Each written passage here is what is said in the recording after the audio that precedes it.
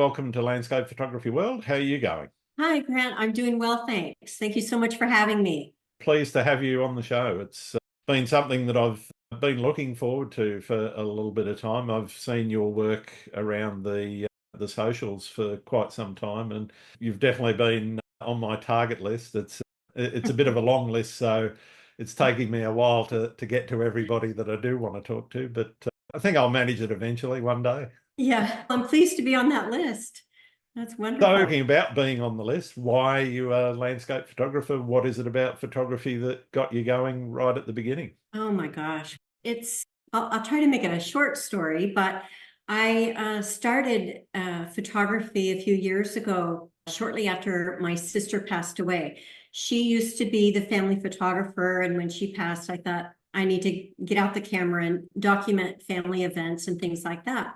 And in the meantime, a mutual friend of ours invited me to a photography workshop that was being presented by Canon in her town. And so I agreed to go. And as it got closer, I thought, I can't show up with my little point and shoot camera. So I borrowed a camera. And so I went to this workshop, and the whole morning was explaining the exposure triangle and how to get a good exposure. And I just ate it up. I was so interested in it. I had no idea there was this whole exposure triangle. And in the afternoon, we went out to photograph on the coast. And so that's really what got me interested. And when I got home, I just started looking for all kinds of any training or any online classes that I could take to learn more about photography. And so initially, I photographed everything. Yeah. And I came to the conclusion that what I really loved was landscape because it got me out in nature. It was very medicinal for me. And I have found over the years that many other people that enter into photography have chosen that as also a way to soothe themselves. And that's exactly what I was doing. It was a soothing activity for me. I enjoyed nature. I enjoyed the challenge of the photography. And so that's how I got interested in landscape and photography itself. Okay. And what keeps you going? What is it about landscapes that makes you want to get out in nature? Is it just nature itself and being out there, or is it the art that's dragging you towards nature?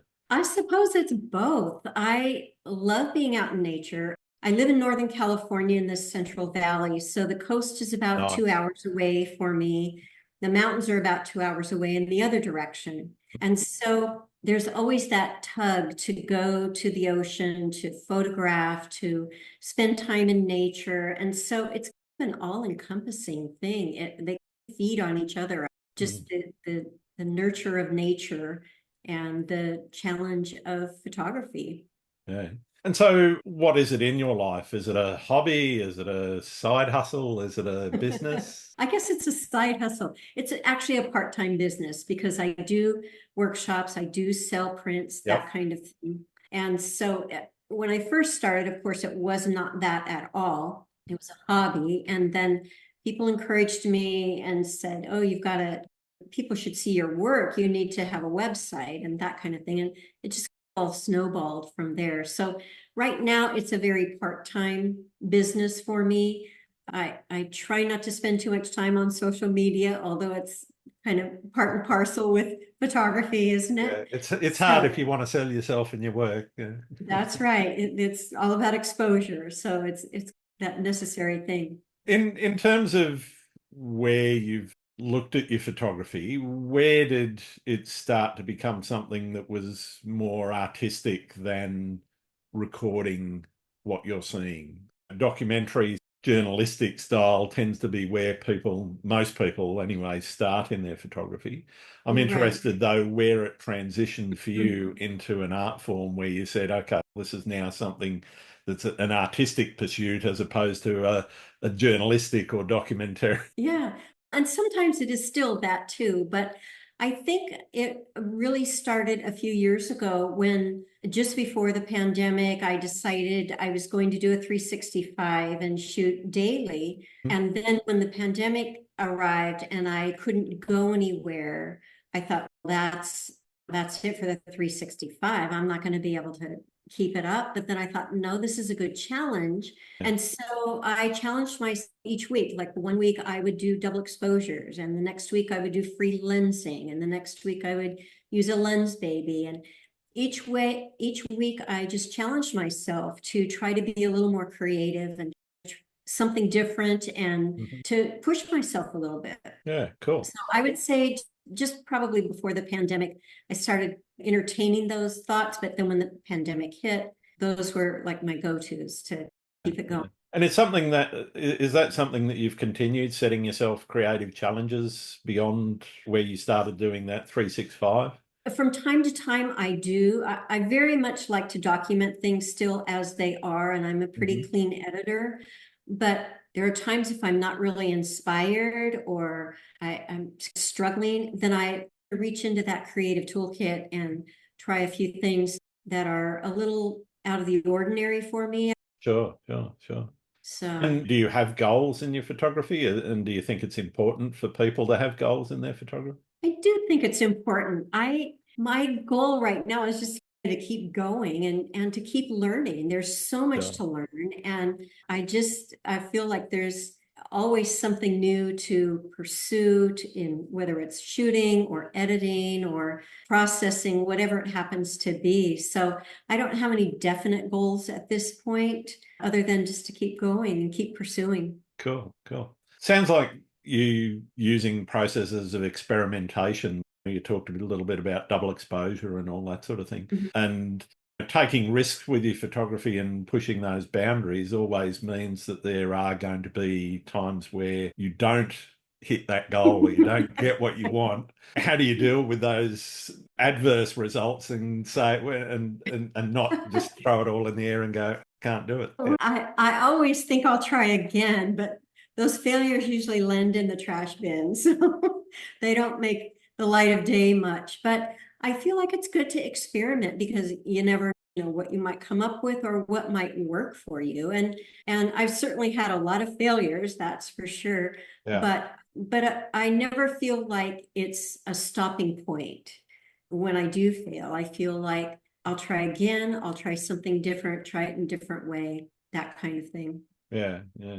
For me, I've started to take the view that a failure is a learning experience, and it enables me to go, okay, that didn't work. Why didn't it work? Analyze the technical aspects or the, pardon me, compositional or artistic aspects, and then start to work around, okay, what can I do to improve that, or what can I do to change what I'm doing that will actually give me a different result?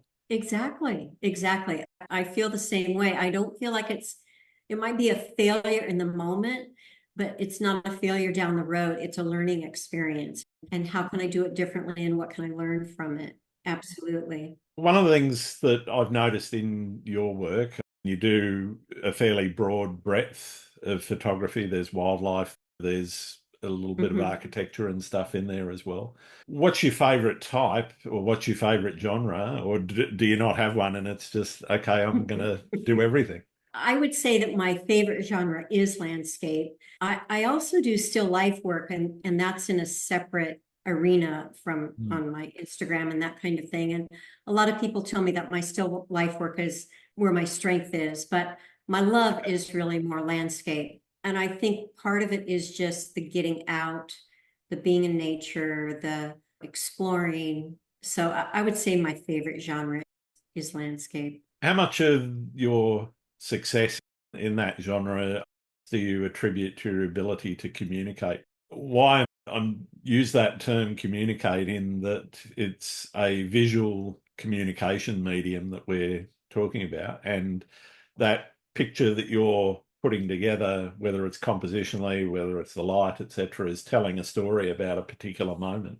How do you think about pulling those elements together to tell the story that you're trying to tell? Oh my gosh, that's a hard question. I've come to the conclusion that if it really speaks to me, it will speak to someone else.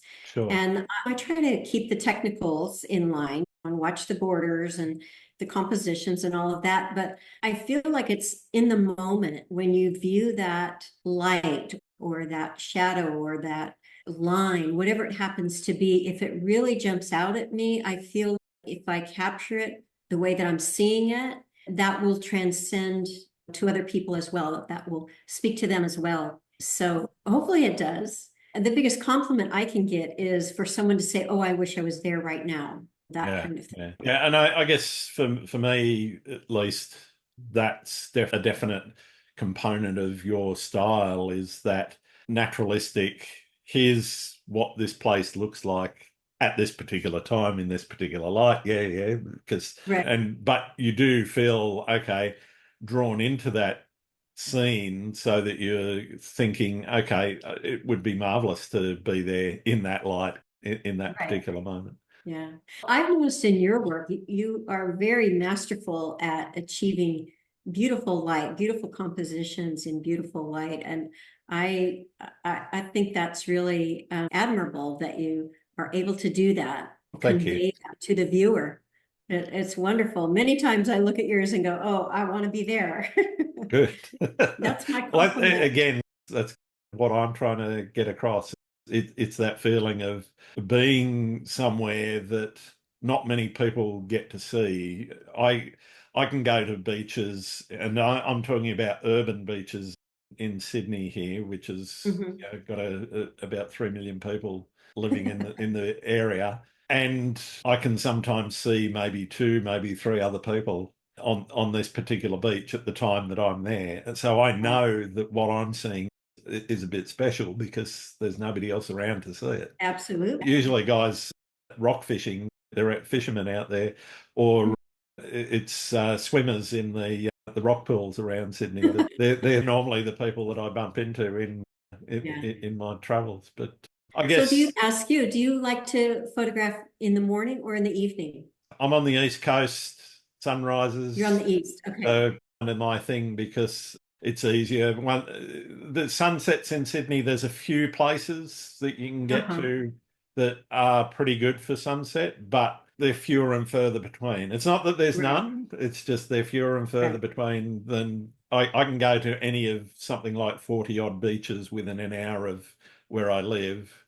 And Mhm. I know as long as the light's going to be there and it's not just a solid overcast, but even sometimes a solid overcast day, those moody shots can be just as Absolutely. nice. Yeah. And of course, I have the opposite. I'm on the West Coast, so Yeah, exactly. So you're a morning is sunset not person. that great always. Just depends. But I do like morning just because there's so few people out.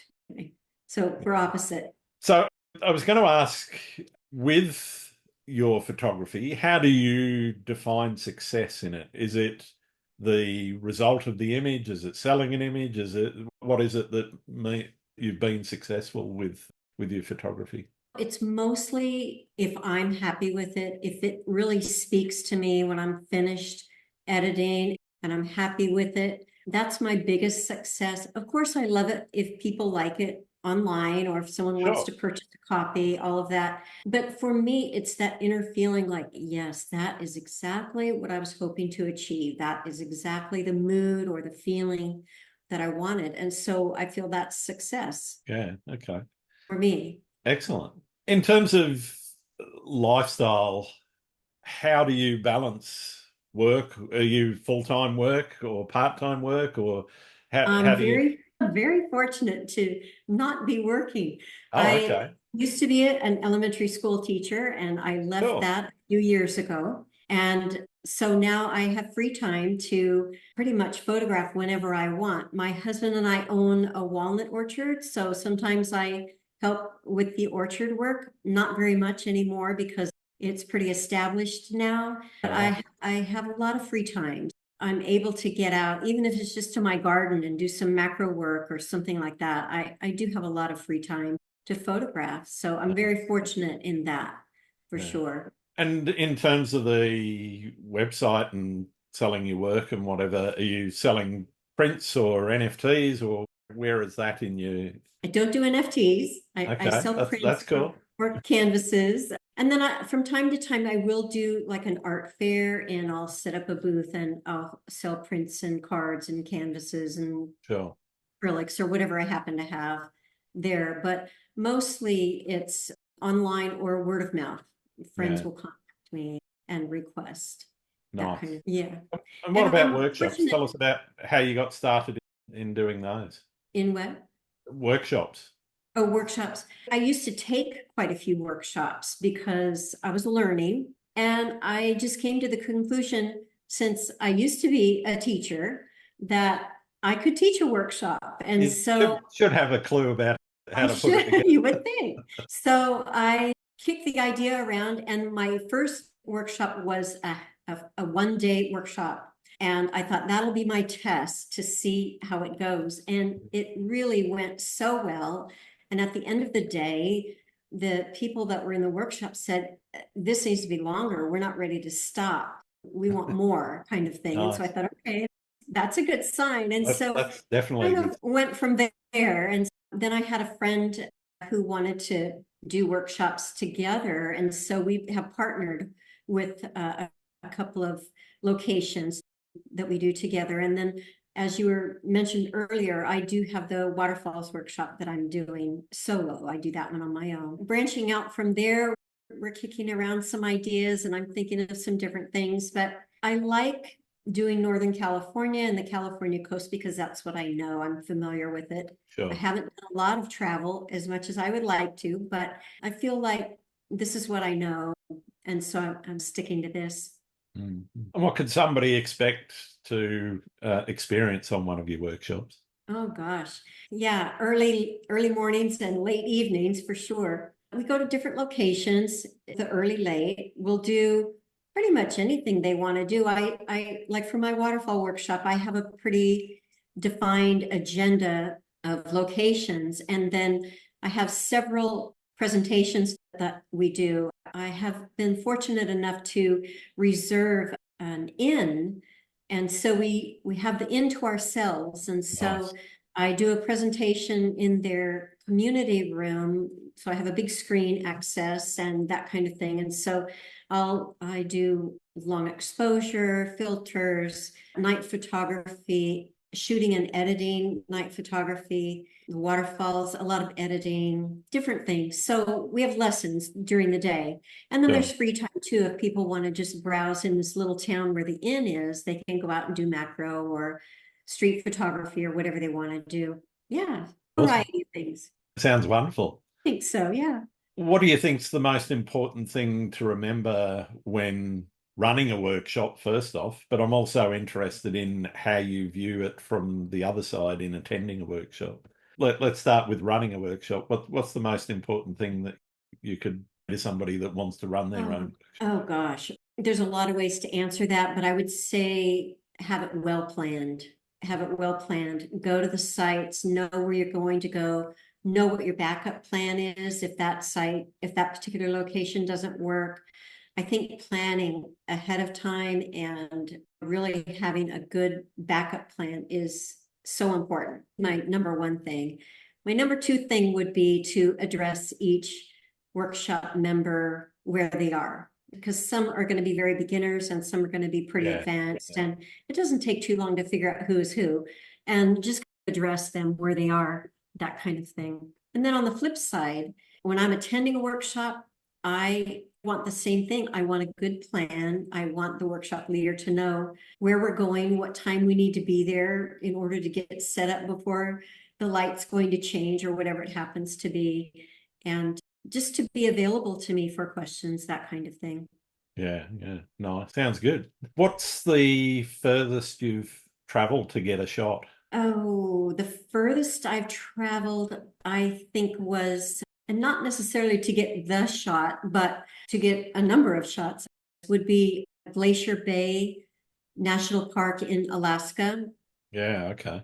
Probably the farthest I think I've been. I'd have to look, but I've also shot on the East Coast in Maine. That might be farther than Alaska from here. I'm not sure. Yeah, sure. But anyway, those are my two farthest. Do you have a favorite spot of all the places you've been? Oh gosh, a favorite spot. I would say just the coast, anywhere on the coast, I love because you've got different lighting, you might have fog, you might have clouds, you might have full sun, you've got the waves are doing different things. I just feel like it's so diverse that I like the coast pretty much Yeah, anywhere. nice. Yeah.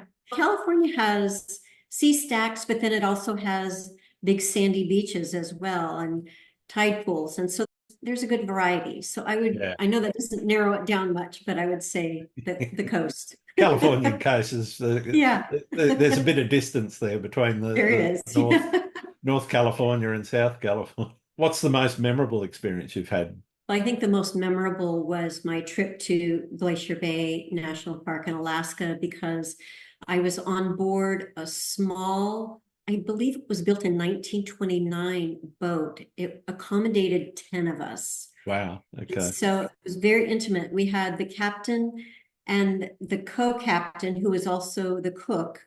And then we had a security person who stayed up overnight to make sure that we didn't have any fires or any emergencies at night. Yeah. And then an instructor, a workshop leader. And then there were 6 participants. Is that right? Yeah, 6 participants in this small boat. It was amazing. It was really a trip of a lifetime for me because we were on this small boat. We went into little coves, an area that, of course, big ships can't get into. We saw Yeah. tons of wildlife, beautiful scenery. It was really amazing. So I would say it's more than one shot, but that would be, or trip, that would be my favorite trip, most memorable. Nice. And I Yeah. guess getting there, you would have been in some almost pristine wilderness areas as well. Yes, absolutely. Yeah, we had even, I think the only time we had internet service was when we went into the national park dock and we walked in toward where the national park visitor center was. We had internet there, but otherwise we had no internet. We had really, we didn't, they had stocked the boat before we left. We didn't stop to get food or anything like that. It was wilderness for sure. We saw bears on the beaches and all kinds of wildlife, eagles everywhere, of course, whales. It was really very wild and amazing. Sounds incredible. It was incredible, very memorable. Do you have any horror stories from photography? I have one story that has happened to many photographers. Fortunately, I do travel a lot by myself. I've never had any bad incidences or anything like that, I'm happy to say. But the one horror story was when I was first learning photography. I had gone on a workshop in Oregon on the coast, and we were working on the water movement, long Yep. exposure water movement, and we were out in the tide. And I had my tripod and camera set up and was taking pictures, and someone spoke to me and I turned away from it and was talking with them. The wave came in, all was fine, but when the wave went out, so did my camera and tripod. Yep. And fortunately, the person who was talking to me saw it and quickly grabbed it up out of water, but it was drenched. And so I thought, oh gosh, I'm done. The workshop's going to over for me. Yeah. But we dried it off really well and it kept working. And Wow. so when I Good got home, weather. I shipped it off to the camera company to have them check it out. And they sent it back and they said, I told them what happened. They said there was no evidence of water or salt inside the camera Wow. or the lens. Wow, was I lucky. Yeah. But that was like, I've drowned my current camera twice. oh, And have you? See, it yeah, and happens. both times I've changed the innards because of salt getting Oh, into them. you did. Yeah, Oh, not fun, but anyway. it happens. It happens to everybody and every brand. So you Yeah, never yeah, know. yeah. But I've I feel lost a lens or two. no, that's as bad as it's been for me. So I count myself very lucky in that regard. Definitely, definitely. Yeah. What's photography taught you about nature? Oh my gosh, how precious it is. So precious. It's taught me that we really need to be serious about taking care of it, taking care of our world. I just have such an elevated appreciation for it now. And part of that could be age. When you're younger, you don't think it's quite as important. Maybe at Sure. least I didn't, but yeah, I would say just that it's such a precious commodity. We need to really take care of it and coddle it a bit and kind of nurture it back to health. I think it's suffering now in a lot of ways. Yeah, I So, think you're right. And I think there are ways that photography can actually help get that message across to people. And it's not mhm. necessarily about showing just the pretty picture or just showing the damage or the changes. I think seeing changes over time, though, actually can be quite impactful. When you see pictures of glaciers, for example, Wow. from 5 years ago compared to today, or 10 years ago or 15 years ago, and you So see how true. far back they've retreated. It's just incredible. Absolutely. And I feel like there are so many people in this world that will not travel, will not really know what other continents or other countries or even other states or Oh, provinces are. even outside their local area. But I know Right. people that And really yet, rarely go more than a couple of miles away from where they live. exactly. And yet their actions will impact. Absolutely. Absolutely. So I feel like photography is a way to share with them the beauty of the world and even the ugliness of the damage that we're doing, and hopefully educate people a little better. As a school teacher, I feel like that should be paramount in early education, that we need to take care of where we live. Yeah, absolutely. I'd like to touch a little bit on how you work and a little bit about in the field, but also about how you go about your processing. Do you have a process in the field when you're looking for compositions or looking for an image to take? What are you thinking when you're out Hmm. there, and how are you feeling about it? I don't usually have any preconceived ideas about areas that I go. And so when I get there, I'm always looking. Where's the light? Are there some lines? What is speaking to me? What is drawing me in? I read a book by R. Wolf, I believe it was, a few years ago, Yep. and he talked a lot about being there, just being in nature, letting it, soaking it in, letting it speak to you a little bit, and observing before you get out your camera and start shooting. And I really try to do that. And I just look for things that speak to me, Yeah. that Yeah. attract me in some way. And when you get back, are you straight into processing, or do you leave things to marinate for a bit? Or I let it marinate. And yet I used to be one of those people that loaded it, downloaded the pictures, immediately went through them, picked out the ones I liked and edited. And I kind of got into that habit early in my photography career. I did 3 years of a 365. And hmm, so that I had pushes you to to do do that that? Yeah. every day. Yeah.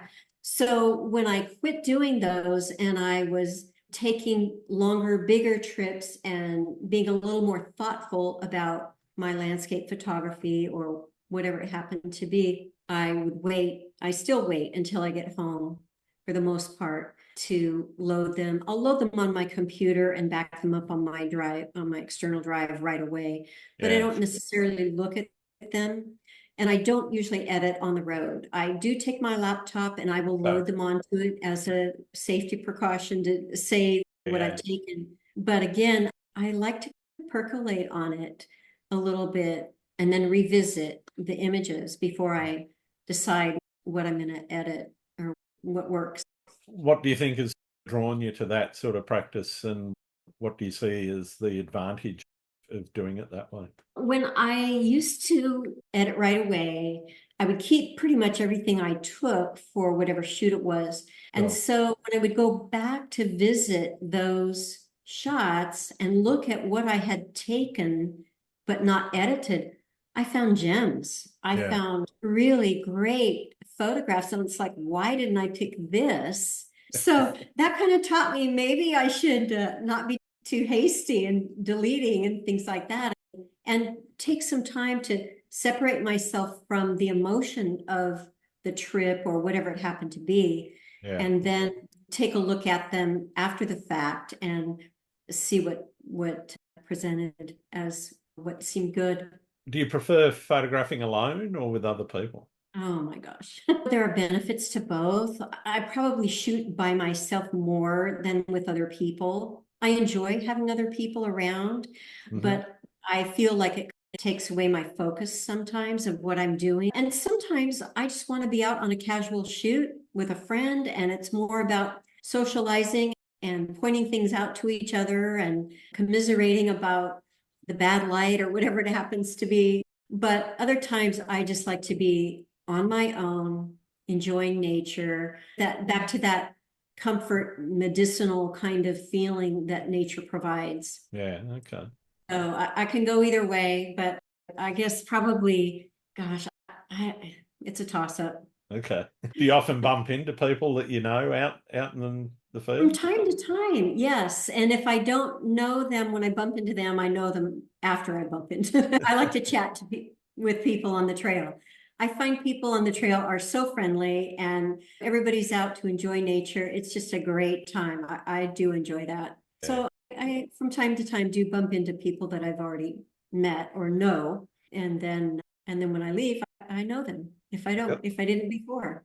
Do you print any of your work? I have a few things printed for myself, not a lot. Mostly it's requests from other people or if I sell Sure. something, that kind of thing. I've been told I need to print more, and I probably do. I've thought about getting a printer and doing my own printing here, but I haven't. I One don't of do one a of the things I've taken to doing, and I do a couple of these every year, is a bit of a year in review, just for my own in a book form.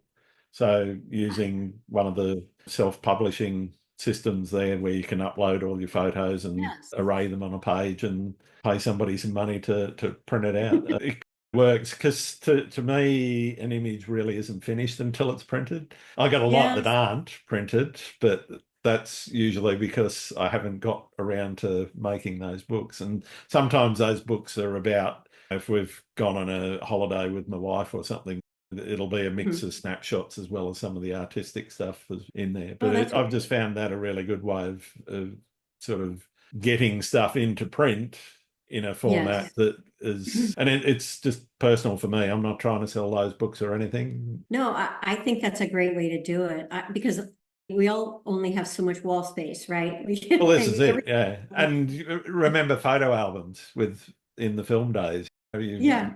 I know I've got a stack of them in the bookcase here behind me, Yes. and Yes. getting them out is an absolute joy. And going through and seeing the family 10, 20, Mhm. 30 years ago. How many pictures do you put in a book? Couldn't tell you off the top of my head how many pictures. Probably anywhere up to 200 or 300. Maybe Oh, if it's a holiday inclusive book, then it could be as many as 600, because I might have 5 or 6 smallish right. snapshotty on a Right. How many? it won't be anything up to about 100, Okay. pages.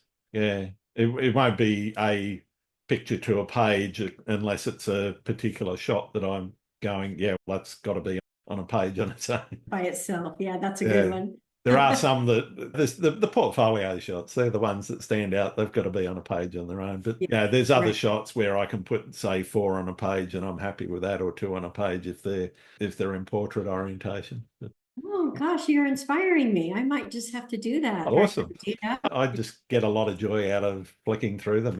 Go Oh, back to some absolutely. of the ones that I made 5, 10 years ago and flick through and Mhm. go, wow, really messed up the focus on that one. We're so critical of ourselves, aren't Yeah, we? it's Such not it's not critics. that bad. I don't put out of focus shots in there too often. Speaking about things that get in the way, have you ever hit a creative wall or a period where you've just been blocked and you can't do photography? What do you Yes. do Oh about my that? And what have you gosh. done in the past that's got you Yeah, around? I had a time a couple of years ago where I just was not inspired to pick up my camera. And in fact, it went on for a few weeks. I started to get worried about myself because I thought, gosh, Ah, if I don't pick up my camera again, what will I do? Kind of thing. But I found that I just let myself be uninspired for a while. And then I thought one day, okay, I need to just go and shoot, do something. yeah, So grabbed my gear and I took off, went to a park not too far away, and just started snapping away. And before I knew it, then it was like, okay, yeah, I need to get back into this. I'm ready now. But I think when I hit those slumps, and I've had others, not as bad as that one, I'll go to an art museum and look at paintings or sculptures or yep, things that are artistic in a different way than photography is, or even music, and just try to separate myself from the photography and let it be what it is, and look at other creative sources, and then eventually make my way back to it. Yeah. I try to have a bit of a think about why I'm feeling that way, and first off, so part of those psychology techniques that you use to work through stuff, and just acknowledge it, recognize it, try and analyze why that feeling is there, and then start to look at, okay, what alternatives have I got? What are the other things that I can be doing that will get me back on the road and back into producing work again? And that seems to work for me. Yeah, that's great. That's great.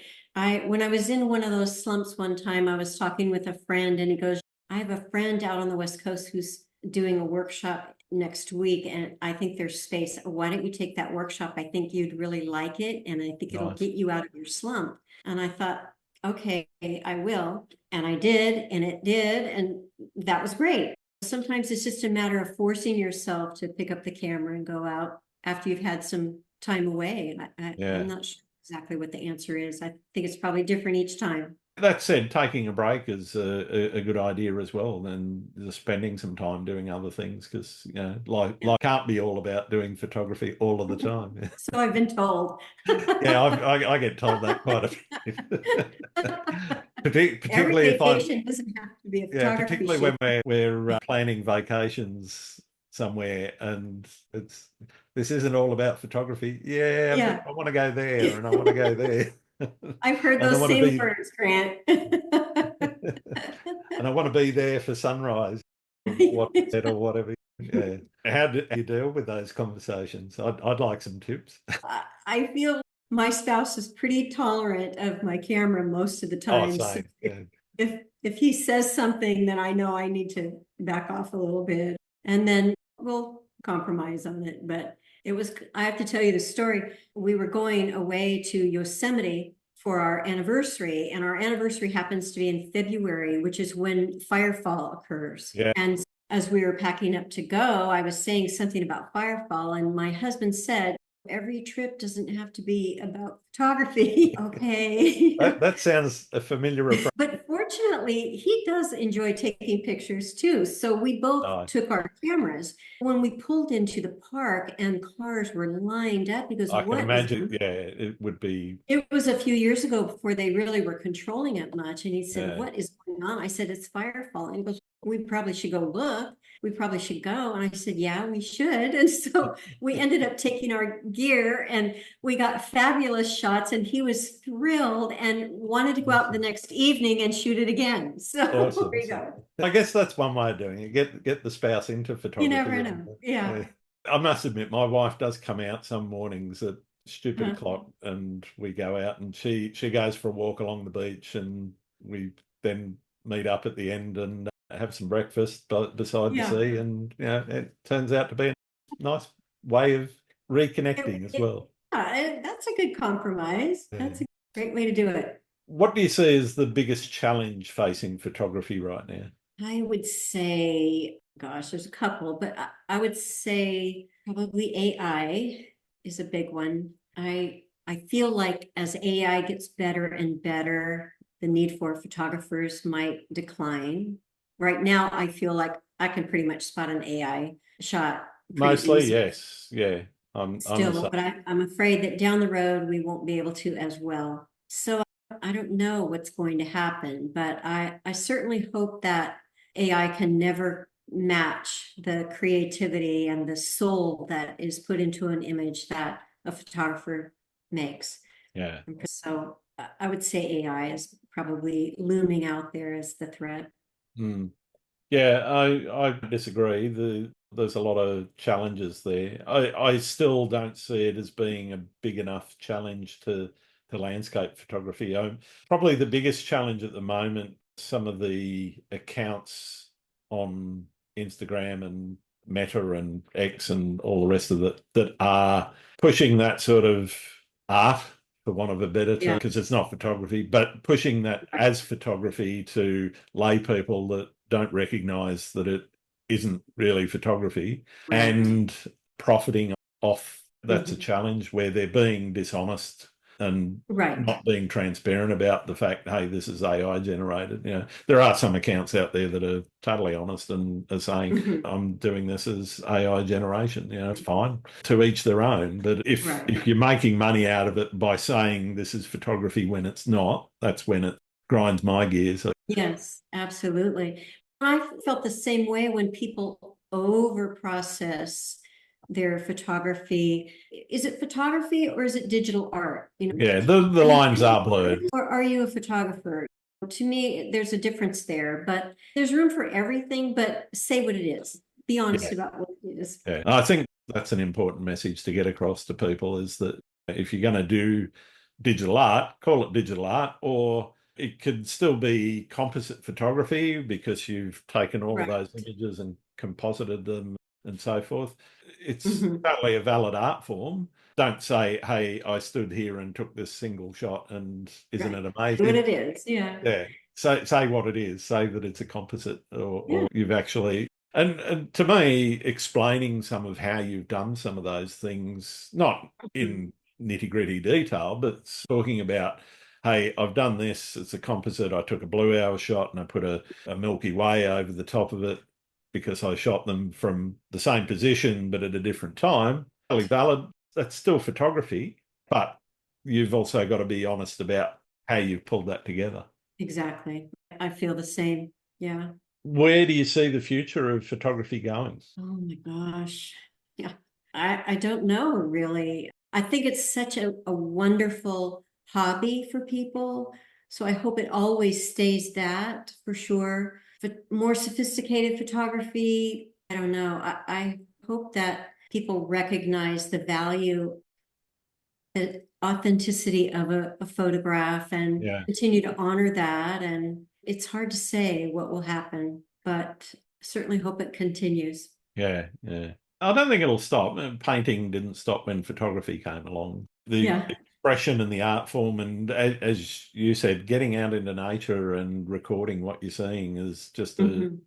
a bigger part of it as the end result and sharing it. So for me, I don't see that ever stopping for me. It's something that Mhm. I'll always do until I can't. Absolutely. I totally agree with you on that. Yeah. I'm not sure about commercial photographers or Yeah, I think how. there's definitely commercial photographers that are going to be very much impacted.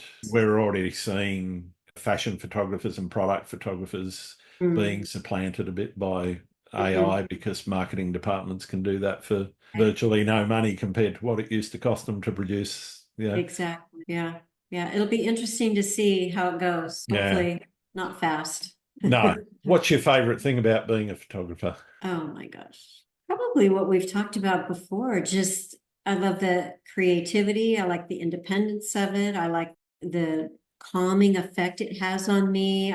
I like the nature. I just kind of like it all, except Yeah. for editing. Editing's not my favorite, We but didn't the talk rest. much about editing earlier. I guess I should touch on that. What do you do when you're editing? What's your process look like? I use primarily Lightroom. I do Yep. take some things into Photoshop if I need to do something a little more elegant with it. But mostly I just do a real basic edit in Lightroom. I'll adjust the colors if I need to, adjust the white balance, that kind of Yep. thing. A little bit of contrast, maybe a little bit of this and that. I'm a very minimal editor for the most part. If I didn't capture a sky as richly as what I saw it in order to keep the foreground light enough, then I'll darken the sky. I'll Yeah. pop some, try to tease some color out of it a little bit. If it's there, it just needs to come out. So that Yeah. kind of thing. I don't do a lot of editing. Photoshop, if I want to extend the canvas, I am a notorious tight shooter. So if I want to print something on a canvas and have it wrap, I don't have enough room. So I've got to extend the print canvas in Sure. Photoshop in order to wrap a canvas. So that kind of thing. But mostly it's pretty clean edit. Yeah. Nice. I'm doing a creative edit like with my florals or still life, then Yep. I'll do more creative color and things like that. Yeah. But I'm a pretty clean editor. Nice. What's the worst thing about being a photographer? Business-wise, it's all the business, but since I'm part-time, I can't complain about that too much. But that's why I backed off a little bit. I used to be more full-time, and I was spending way too much time on the administrative stuff. Did not care for that at all. Worst part about being a photographer is probably the temptation to get new gear, and I don't really need it. It's always attractive to have some new toy. I don't know. I'm not sure what the worst part is. It's all pretty good. And what do you like to do when you're not out shooting? I put her around in my garden quite a bit. I have a a flower garden, cutting garden, and also a vegetable garden. And so this time of year, for me, it's summer, end of summer. For you, it's like end of winter, isn't it? Yeah, So it's feeling very summery though today, 25 oh, is degrees. it? Yeah, Good. So I'll work on my garden a bit. I'll walk, I'll ride my bike, usually outside if I can be, unless I have something I need to do in the house, but mostly that, out and about. nice. Coffee with friends, maybe. Cool. What's the best and or worst piece of advice anyone's ever given you?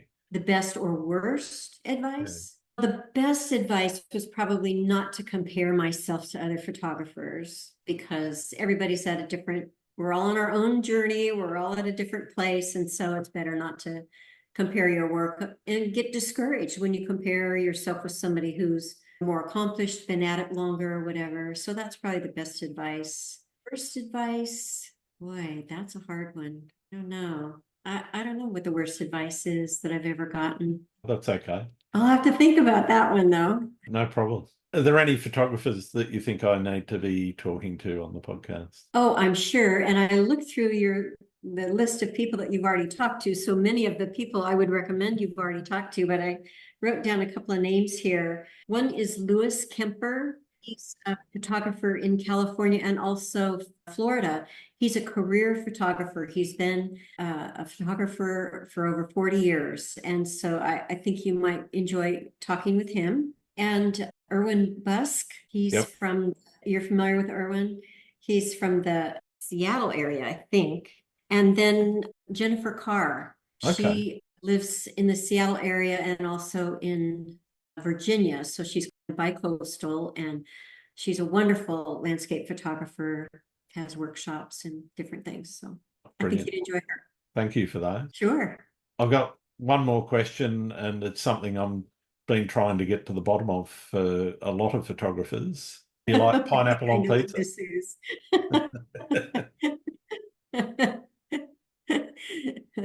So I was talking when you were talking. I just clarify for me what the question is. Do you like pineapple on pizza?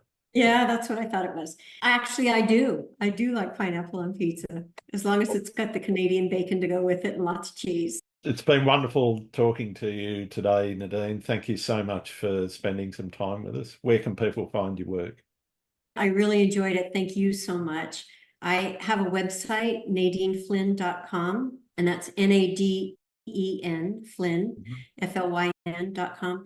I'm also on Instagram under Nadeen Flynn, also on Facebook under Nadeen Flynn Photography, and that's about it. Fair enough. I'm on Threads and Flickr, but I don't really post there much, so those aren't vital. Oh, thank you once again. It's been really good to get to meet you and learn more about you. I really enjoyed it. Thank you so much, and I'll be watching for more of your work on Instagram. Brilliant. Thanks, Nadeen. Thank you. Thanks again for listening to Landscape Photography World. I hope you enjoyed the show, and keep listening because I'll be joined by some great guests in upcoming episodes. You can find my work in this podcast at gruntswinburnephotography.com, along with prints and my calendars and photography gear. I'm also on Vero, Twitter, YouTube, Instagram, and Facebook. I'm Grant Swinburne. Hope to see you out shooting soon.